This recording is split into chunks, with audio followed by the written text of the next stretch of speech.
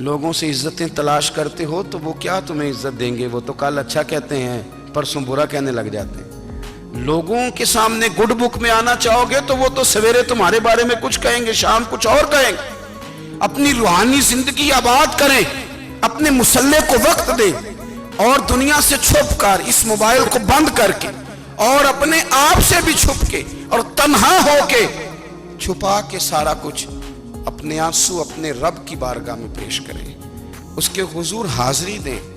سنو نا ترمذی کی حدیث، اور اسے یاد رکھنا، نبی پاک علیہ السلام نے فرمایا اپنے دکھ لوگوں کے سامنے نہ بیان کرنا، سیٹھوں نوابوں کو نہ بتاتے پھرنا، دنیا داروں کے سامنے جا کے نہ رونا کہ میں تکلیف میں ہوں۔ فرمایا اگر دنیا داروں کو دکھ بتاؤ گے رب تمہیں کبھی غنی نہیں کرے گا۔ اور لوگ ہیں کہ الٹا مذاق اڑائیں گے آپ کی، جس سے بڑی پکی یاری ہے نا، پکی، وہ تب تک پکی ہے جب تک آپ نے 50,000 مانگا نہیں، اور جس وقت آپ نے کہہ دیا کہ میں مجبور ہوں میری مدد کر، تو پھر ختم ہو گئی دوستی۔ لوگوں کی تعلقات آپ کے ساتھ تب تک ہیں جب تک آپ ان سے کوئی ضرورت وابستہ نہیں کرتے۔ کریم محبوب فرمانے لگے بندوں کے سامنے دکھ نہ بیان کرنا، اللہ تجھے کبھی غنی نہیں کرے گا۔ تو اپنے دکھ اپنے رب کو بتا، تو دعائیں مانگ، تو اس کی بارگاہ میں حاضر ہو، تو اس کے حضور عرض کر۔ فرمایا اپنے دکھ اپنے رب کو بتا، وہ جلدی کرے یا دیر سے کرے تجھے ساری دنیا سے بے نیاز کر دے گا، تجھے کسی کا محتاج نہیں رہنے دے گا۔ اپنے مسلح کو، اپنی دعاؤں، ایک بزرگ فرماتے ہیں میں نے دعا مانگنے کا طریقہ اپنی بیوی سے سیکھا، دعا مانگنے کا طریقہ اپنی، سیکھنے والے تو اپنے بچوں سے بھی سیکھ لیتے ہیں، سیکھنے والے تو ہر ایک سے سیکھتے ہیں۔ وہ کہتے ہیں میں نے دعا مانگنے کا سلیقہ اپنی بیوی سے سیکھا ہے۔ حضرت وہ کس طرح؟ فرمانے لگے میری بیوی نے نا مجھے کوئی کام بتایا، کچھ پیسوں کی ضرورت کے لیے کہا، تو میں نے اسے کہا کہ بھئی ابھی میرے پاس نہیں ہے، کچھ دنوں میں آتے ہیں تو میں دے دوں گا۔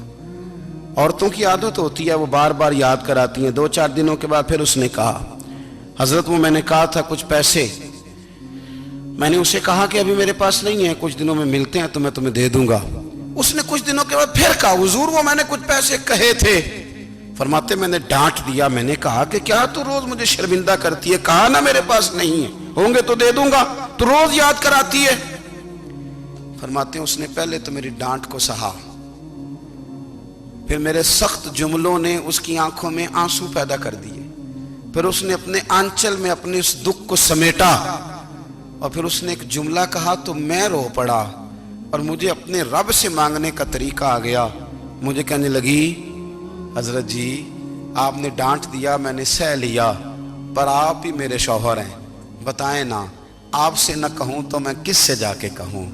فرماتے ہیں میں رو پڑا، اور میں کھل کے رویا، اور میں تڑپ کے رویا، اور پھر میری سسکیاں بند گئیں۔ تو مجھے کہنے لگی آپ کو کیا ہوا؟ میں نے کہا مجھے بھی دعا مانگنی آ گئی ہے، جب میں اسے کہوں گا نا اللہ تو ہی میرا رب ہے، میں تجھ سے نہ کہوں تو میں کس سے جا کے کہوں؟ میں کیوں کسی بندے سے سوال کروں؟ میں کیوں کسی دنیا دار سے کہوں؟ میں تیرے بندوں کا، نیک بندوں کا وسیلہ لے کے، تیرے محبوب کی غلامی لے کے تیری بارگاہ میں آیا، تجھ سے نہ مانگوں تو کس سے مانگوں؟ سمجھ آ گئی ہے؟ جب میں اس رنگ میں مانگوں گا تو پھر رب میرے اوپر بڑا ہی فضل فرمائے گا، وہ میرے اوپر بڑی رحمت کرے گا، وہ میرے لیے آسانیاں کرے گا۔ عزیز دوستو، ہم اس طرح کرنے لگ گئے ہیں کہ ہم نے نا اپنے تعلقات پر اعتماد کرنا شروع کر دیا ہے۔ میرے تعلقات بہت ہیں، ہم نے اپنی دولت پر اعتماد کرنا شروع کر دیا ہے، میرے پاس دولت بہت ہے۔ ہم نے اپنے علم پر، اپنی شہرت پر اعتماد کرنا شروع کر دیا ہے کہ میرے پاس فلاں چیز بہت ہے۔ یاد رکھنا جب بے نیاز اپنی صفت بے نیازی دکھاتا ہے تو بڑی بڑی دولتوں والے مجبور نظر آتے ہیں۔ بھائیو جب انسان کا رشتہ اپنے مالک کے ساتھ ہوتا ہے پھر تو غم بھی کچھ نہیں کہتے، پریشانیاں بھی کچھ نہیں کہتی، پھر تو زندگی صبر والی، پھر تو زندگی توکل والی، پھر تو زندگی بھروسے والی، پھر انسان اپنے آپ کو رسوا نہیں کرتا۔ دنیا داروں سے امیدیں اس کی ختم ہو جاتی، امیدیں اللہ رسول سے لگا لیتا ہے، مضبوط ہو جاتا ہے، مضبوط، طاقتور ہو جاتا ہے، خوددار ہو جاتا ہے، باوقار باعزت ہو جاتا ہے۔ حضرت بہلول دانا رحمت اللہ علیہ بیٹھے تھے تو ہارون رشید حج کر کے آ رہا تھا، تو رستے میں حضرت شیخ سے ملاقات ہو گئی تو السلام علیکم کے بعد کہنے لگا حضور کوئی حکم ہو تو بتائیے گا. تو حضرت بہلول دانا فرمانے لگے تیرا رب کون ہے؟ اس نے کہا اللہ. تو فرمایا میرا کون ہے؟ کہا اللہ. فرمانے لگے تو بڑا ہی بیوقوف ہے، کیا تو یہ سمجھتا ہے کہ رب ہارون رشید کو تو دے گا اور بہلول دانا کو بھول جائے گا؟ تیرا بھی وہی رب ہے، میرا بھی وہی رب ہے. اس نے اگر تجھے دے کے آزمایا ہے تو ہو سکتا ہے مجھے نہ دے کے آزما رہا ہو. جب اس کی حکمت کے تقاضے ہوں گے تو عطا کرے گا اور دے گا. تو جا اپنا کام کر. بھائی اپنی روحانی زندگی، اپنی عبادات، اپنے وظائف، اپنے روزمرہ کے معاملات، اپنی دعائیں، اپنا استغفار. دیکھو کوئی مشکل کام تو نہیں 2 رکوع ہیں سورہ واقعہ کہ اگر رات کو پڑھ لی جائے تو. میں کس طرح یہ بات بیان کروں کہ تعویذ بانٹنا آسان ہے اور وظیفہ بتانا مشکل ہے. سارا دن تعویذ بانٹیں تو لوگ لینے کو تیار ہیں، اور اگر آپ وظیفہ بتائیں تو کہتے ہیں تو مشکل کام ہے. او خدا کے بندے، اگر آپ کا تعلق قرآن پاک کے ساتھ مضبوط ہو، قرآن پاک کے ساتھ اگر آپ کا رشتہ ہو، لوگ سفارشیں ڈھونڈتے ہیں نا دنیا میں، کوئی تعلق مل جائے تو میرا کام ہو جائے. دنیا میں اتنا مشکل معاملہ ہے، آخرت میں مجھے بتائیے گا کتنا مشکل معاملہ ہوگا. میرے نبی پاک صلی اللہ تعالی علیہ وسلم نے فرمایا جو لوگ سورہ ملک پڑھا کرتے تھے نا، سورہ ملک، یہ سورت ملک قیامت میں ان کی سفارش کرے گی، اور اس طرح کرے گی کہ کہے گی اے اللہ یہاں اس بندے کو جنت میں داخل کر دے یا مجھے قرآن پاک سے علیحدہ کر دے. تو رب فرمائے گا جا اس کا دامن تھام کے اسے جنت تک پہنچایا. آپ بات کو سمجھیں، جب آپ کے تعلقات اپنے معاملات کے ساتھ مضبوط ہوں گے. یہ نبی کریم نے وعدہ کیا ہے کہ تو سورت واقعہ پڑھ تیرے گھر میں فاقہ نہیں آئے گا. حضرت عبداللہ ابن مسعود رضی اللہ تعالیٰ عنہ بیمار تھے تو حضرت عثمان غنی رضی اللہ تعالیٰ عنہ تیمارداری کے لیے تشریف لے گئے اور جا کر کے کہا کہ آپ بڑے بیمار ہیں، آپ کی بیٹیاں زیادہ ہیں، میں چاہتا ہوں کہ خزانے میں سے کچھ مدد کروں. تو سیدنا عبداللہ ابن مسعود رضی اللہ تعالیٰ عنہ اٹھ کے بیٹھ گئے اور کہنے لگے امیر المومنین، اللہ آپ کو میری طرف سے، میری بیٹیوں کی طرف سے بہتر صلہ دے. میری بیٹیوں کو کسی خزانے کی ضرورت نہیں، میں نے انہیں خزانہ دے دیا ہے. کہا جناب آپ نے کون سا خزانہ دیا ہے، میں آپ کے مالی معاملات کو جانتا ہوں. تو فرمانے لگی امیر المومنین، میرے نبی کریم نے فرمایا ہے جو سورت واقعہ پڑھے اسے کبھی فاقہ نہیں آتا. میں نے بیٹیوں کو یاد کرا دی ہے، یہ خزانہ میں نے انہیں دے دیا ہے. وہ سارے والدین سنیں جو بیٹیوں کے لیے پریشان رہتے. حضرت عبداللہ ابن مسعود نصیحت کر رہے ہیں، فرمانے لگے میں نے سورت واقعہ یاد بھی کرا دی ہے، پڑھنے کی عادت بھی ڈال دی ہے. حضور نے فرمایا ہے جو سورت واقعہ پڑھے اسے فاقہ نہیں آتا. کہنے لگے چاند تو اپنی جگہ چھوڑ سکتا ہے، سورج گر سکتا ہے، تارے ٹوٹ سکتے ہیں، پر مدینے والے رسول کی بات غلط نہیں ہو سکتی. حضور نے فرمایا فاقہ نہیں آئے گا تو انشاءاللہ کبھی بھی نہیں آئے گا. کرنے کا کام یہ ہے کہ ہم اپنے معاملات، اپنی عبادات، اپنی دعائیں، کبھی 10 منٹ عادت ہو جائے نا دعا مانگنے کی علیحدہ سے رات کو. حضور نے فرمایا جو فرض نماز کے بعد دعا مانگے اللہ اس کی قبول کر لیتا ہے. نبی پاک صلی اللہ تعالی علیہ وسلم نے فرمایا اللہ مسافر کی دعا قبول فرماتا ہے. حضور نے فرمایا اللہ مظلوم کی دعا قبول فرماتا ہے. حضور نے فرمایا بیمار سے دعا کراؤ اللہ اس کی دعا قبول فرماتا ہے. میرے نبی پاک نے فرمایا ماں باپ جب بھی اولاد کے لیے ہاتھ اٹھائیں، ویسے تے بلے شاہ تو آسمانی اڑ دیا ہی پھڑ دیں، جڑا گھر بیٹھا انہوں بڑھیا ہی نہیں. حضور فرمانے لگے ماں باپ جب بھی اولاد کے لیے دعا فرمائیں اللہ ان کی دعا کو قبول کرتا ہے. آپ اپنا تعلق بنائیں دعا کے ساتھ، عبادت کے ساتھ، مصلی کے ساتھ رشتہ بنائیں، استغفار پڑھیں. صلاح الدین ایوبی صلیبی جنگوں میں تھے، رات کو مسجد اقصیٰ میں نماز پڑھی تو پریشان تھے. ایک بزرگ سے ملاقات ہوئی تو وہ کہنے لگے کہ آپ بڑے پریشان ہیں. کہنے لگے حضور پریشان اس لیے ہوں کہ پہلے ہی مسلمان کمزور ہے، اب میں نے سنا ہے دشمن کا ایک بحری بیڑا وہ جنگی سامان سے بھرا ہوا آ رہا ہے، تو اب ان کے پاس اور تلواریں اور نیزے آ جائیں گے، مسلمانوں کے پاس پہلے ہی وسائل کی کمی ہے، پریشان ہو کس طرح کر کے مقابلہ کریں گے. یہ بات کہتے ہی صلاح الدین ایوبی نے بزرگوں سے کہا حضور آپ بھی دعا کرنا، دعا کی بڑی طاقت ہے. میرے نبی پاک نے فرمایا دعا مومن کا ہتھیار ہے، دعا مومن کا، دعا مومن کا۔ حضور نے فرمایا تقدیر کو سوائے دعا کے کوئی چیز نہیں بدل سکتی، دعا مومن کا ہتھیار ہے، یہ کافر کے پاس کوئی نہیں، یہ ہتھیار ہے مومن کا۔ اللہ کرے آپ کو سمجھ آئے، پھر سنیں، کئی بار کہہ چکا ہوں یہ ہتھیار ہے۔ کافر کے مقابلے میں جو تیرے پاس سب سے بڑا ہتھیار ہے وہ دعا ہے۔ دعائیں کرانی چھوڑ دی، کرنی چھوڑ دی، لینی چھوڑ دی۔ حضرت سیدنا انس بن مالک رضی اللہ تعالیٰ عنہ فرمایا کرتے تھے، میں نے وہ رنگ دیکھا ہے جب حضور دعا مانگتے تھے اور حضور کی مقدس آنکھوں میں آنسو بھی ساتھ ہی بہا کرتے تھے، میں نے وہ انداز دیکھا ہے۔ تو صلاح الدین ایوبی بزرگ سے کہنے لگے آپ بھی دعا کیجئے، اور خود رونے لگے اور سر سجدے میں رکھ کے رونے لگے، اور عشاء سے لے کر فجر تک روئے، خوب روئے۔ صبح وہ بزرگ آئے تو صلاح الدین ایوبی کا خوبصورت اور ہنستا ہوا چہرہ دیکھا، کہنے لگے آپ بڑے خوش ہیں، رات تو میں نے بڑے روتے ہوئے دیکھا تھا۔ تو کہنے لگے حضور وہ جو بحری بیڑا آ رہا تھا نا وہ پانی میں ڈوب گیا ہے، اب وہ نہیں آ رہا، ابھی خبر آئی ہے تو میں بڑا خوش ہوں۔ بزرگ کہنے لگے اٹھ سینے سے لگ اور سن ایک بات، وہ بحری بیڑا پانی میں نہیں ڈوبا، وہ تیرے آنسوؤں میں ڈوب گیا ہے۔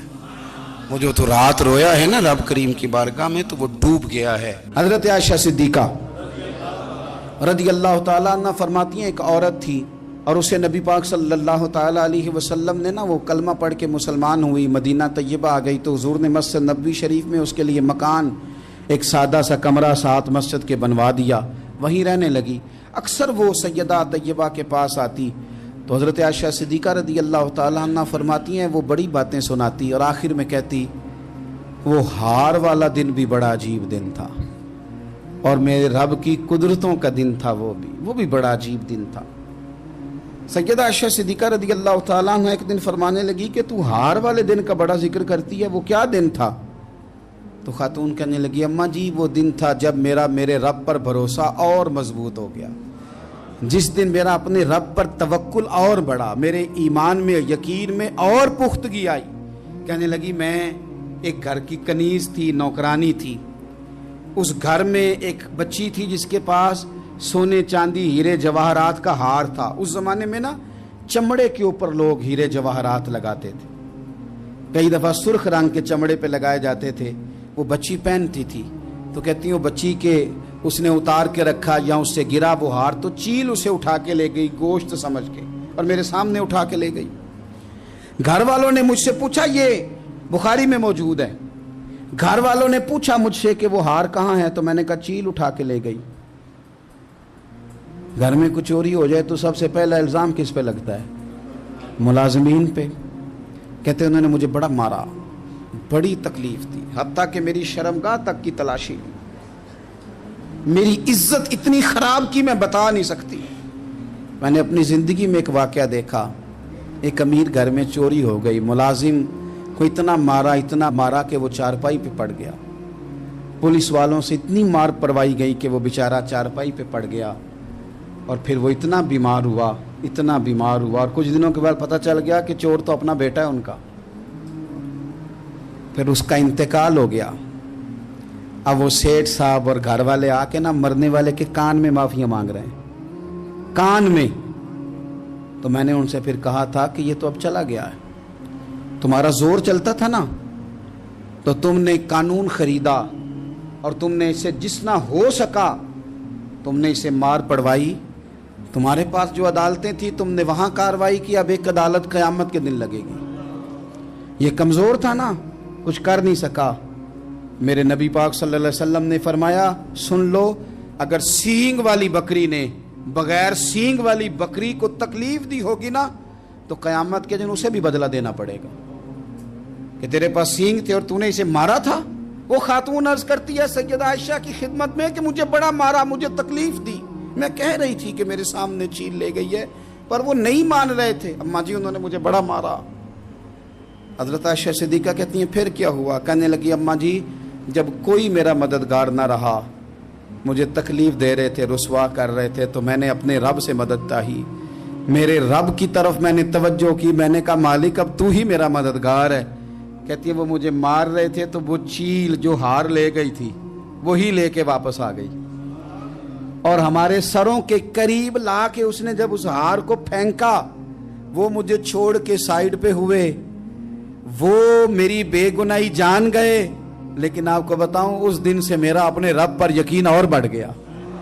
मुझे समझ आ गई कि जब इंसान पूरा टूट जाता है और जब कोई चारों जानिब उसका मददगार नहीं होता, तो रब तो होता है ना, अल्लाह तो उसका मददगार होता है ना, वो तो फिर अपने उस बंदे की मदद करता है ना, फिर वो तो तवानाई देता है ना, वो तन्हा नहीं छोड़ता, वो तो आंसुओं वालों के आंसुओं पे बड़ा करम फरमाता है, वो तो कसम पुरसी में आ जाता है, उसकी रहमत बढ़ के इस्तकबाल कर लेती। ओ मेरी मिल्लत के जवानों, मजा नहीं आ जाता जब सारी दुनिया सोई हो, सारी दुनिया, और बिस्तर भी गर्म हो और नींद भी पूरा गलबा कर रही हो, और अचानक घंटी बजे दिमाग में, आंख खुले, घड़ी पे नजर पड़े, 3:30-4 बजे का पैगाम घड़ी बताए, और कोई चढ़ती जवानी वाला उठ के वुजू करे, और जब वो मुसल्ला खोल के बिछाए तो मदीने वाले महबूब कहते हैं कि हर नमाज पे रब सवाब देता है, और जो उठ के तहज्जुद की नमाज पढ़े उसे देख के तो रब मुस्कुराता है, जो उसकी शान के लायक है, जो उसकी शान के लायक, वो मुस्कुराता है, खुश होता है कि मेरा बंदा तहज्जुद में उठ गया, वो मुस्कुराता है। काश हमारी सुबहें कभी अपने मालिक के नाम हो जाएं, काश के सुबह। हजरत अबुल हसन रहमतुल्लाह ताला अलैह हजरत माज इब्ने जबल रदी अल्लाह ताला अन्हु के पास बैठा करते थे। फरमाते हैं उनसे जो प्यार बढ़ा तो फिर मेरा मुसल्ले से भी बढ़ गया। ताबीएं फरमाते हैं सहाबी रसूल से मोहब्बत हुई तो जिक्र से भी हो गई, फिर दुरूद शरीफ से भी हो गई, मोहब्बत उनसे बढ़ी तो फिर अल्लाह ने मस्जिद का प्यार भी बढ़ा दिया। आप फरमाते हैं कि मेरी हर वक्त तबीयत चाहती थी कि बस अल्लाह अल्लाह करूं, बस अल्लाह अल्लाह करूं, बस ना मैं जरा थोड़ी जान छुड़ाऊं लोगों से, कुछ 10 मिनट मिले तो मैं कुछ 4 नफल पढ़ लूं, मैं थोड़ा सा ना बचूं लोगों से, और मुझे तस्बीह मिले तो मैं ना कुछ 400-500 दफा इस्तिगफार पढ़ूं, सुभान अल्लाह, अल्हम्दुलिल्लाह, अल्लाहु अकबर, ला हौला वला कुव्वता इल्ला बिल्लाह, मैं ना तस्बीहात पढ़ूं। फरमाते हैं कि बच्चे थे घर में 6-7, गुर्बत थी, काम मिलता कोई नहीं था, और मैं काम चोर नहीं था, काम ढूंढता था, पर अल्लाह की कुदरत के काम नहीं मिलता था। फरमाते हैं कि मैंने एक दिन अपनी अहलिया से कहा कि आज मैं फिर जाता हूँ काम ढूंढने, तो मेरी बीवी बड़ी फर्मा बरदार थी, पर उस दिन ना गुर्बत के हाथों तंग आके कहने लगी, आज नाना कोई तू चीज़ लेके आया, तो मुझसे बच्चों की भूख नहीं देखी जाती है, सब रोगां दा रोग मुहम्मद जिसदा नाम गरीबी, कंड बुला के लंघ जाते नहीं दोस्त यार करीबी, आज ना कुछ लेके आया तो मैं बच्चे लेके मेके चली जाऊंगी। शेख फरमाते हैं कि मैं बड़ा परेशान घर से निकला, पर मैंने सुबह से लेके जोर तक काम ढूंढा, काम मिला कोई नहीं, तो मेरे दिल में ख्याल आया चलो काम नहीं मिलता तो अल्लाह अल्लाह तो करे ना, चलो बंदों की मजदूरी नहीं मिलती तो रब करीम की इबादत ही करते हैं। फरमाते हैं कि मैंने ना फुरात के पानी से वुजू किया, नहर के, शदीद धूप थी, साथ रेत थी और रेत तप रही थी, मैंने अपना रुमाल वहीं मुसल्ला के तौर पर बिछा लिया, और फरमाते हैं कि जोर से लेकर असर तक नमाज पढ़ी, धूप भी पूरे जोर पे, पर मेरे सजदे का ज़ौक़ भी पूरे जोर पे। फरमाते हैं सूरज भी चमक रहा है और रब की इबादत का ज़ौक़ भी पूरे जोर पे, मैं सजदा करूं तो फिर मेरा उठाने को जी ना चाहे। मेरे उस्ताद लिखा करते थे, ये उनका शेर है, वो कहा करते थे मुझे सोज दे, मुझे साज दे, और मुझे नीम शब का न्याज दे, दमे सजदा खुद को मैं तोड़ दूं, मुझे ऐसा ज़ौक़ नमाज दे। और मैं तेरी बहार का फूल हूं, मैं खिला भी हूं तो तेरे लिए, मुझे मेरी शाख से तोड़ ले, मुझे अपनी जुल्फ का नाज दे। भाई फरमाते हैं कि असर तक मैंने नफल पढ़े, दिल ढलने लगा, असर की नमाज पढ़ी और मैं वहां से चला। अब मैं जब निकलने लगा तो दिल में ख्याल आया कि छोटी छोटी दीवारें हैं घर की, बगैर कुछ लिए जाऊंगा तो बीवी दूर से देखेगी तो शोर करेगी कि फिर खाली हाथ आ गया है। कहते मैंने अपने उसी रुमाल में जिस पे मैंने नमाज पढ़ी थी ना, रुमाल में की आखी दे पंजाबी च साफा, कहते हैं उसी में ना मैंने कुछ रेत भर ली कि वो दूर से देखेगी तो समझेगी कुछ लेके आया है, चलो जाके उसे बता दूंगा कि आज फिर मजदूरी नहीं मिली। कहते हैं वो रेत लेकर जब मैं घर में गया तो पहले बीवी दरवाजे पे खड़ी होती थी, पूछती थी खाली हाथ आ गए हो, आज मैंने देखा तो है ही कोई नहीं। फरमाते हैं मैं अंदर दाखिल हुआ, सलाम लिए, कोने में मैंने वो रुमाल रख दिया और मैंने आवाज दी कि भली मानस कहां हो, तो वो कहने लगी आप मुंह हाथ धो ले, मैं रोटी लेके आई। मैंने कहा रोटी कहां से आ गई, यहां तो कई दिनों के फाके, तो कई दिनों की गुर्बत है, यहां तो इस घर में तो फकीरी है। फरमाते हैं कि वो रोटी लेके आई और उस वक़्त की जो मौजूदा नेमतें थी, समझ ले सलाद अचार हर चीज साथ लाई। मैंने कहा कि बच्चे कहां गए, कहने लगी वो खाना खा के खेलने गए, आप खाना खा लें आ जाते। खाना उसने चुन दिया। मैंने हैरत अंगेज लहजे में सारी नेमतें अपने दस्तरखान पे देख करके बीवी से पूछा ये कहां से आया खाना, बच्चों को तूने कहां से खाना खिलाया, ये सारा कुछ कैसा है। तो कहने लगी पता नहीं आज आप किस करीम की मजदूरी करने चले गए थे, पता नहीं किस करीम की, मेरे घर में तो इतनी नेमतें आई हैं कि मुझसे संभाली नहीं जा रही, इतना अनाज है इतना गंदुम है, किस करीम के दरवाजे आज चले गए थे। ये कहते कहते वो उठी और उठ करके कहने लगी पहले बड़ा कुछ आया था, अब क्या ले आए हो। और जा करके ना उसने वो